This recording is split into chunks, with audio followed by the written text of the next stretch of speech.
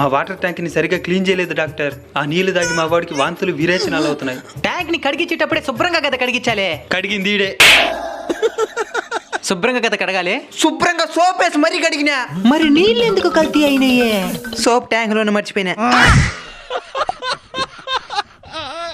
కొలాయి తిప్పింది కలకల్లాడే నీళ్ళొచ్చి కాళ్ళ మీద పడుతున్నాయి కదా, అందుకే మనకి నీటి విలువ తెలియడం లేదు. లీటర్ నీళ్ళ కోసం కిలోమీటర్ల తరబడి నడిచెళ్లే వాళ్ళు ఉన్నారు. కనీసం కలుషితమైన నీరైనా దొరికిందని కళ్ళకద్దుకుని తాగే వాళ్ళు ఎంతమంది ఉన్నారో తెలుసా?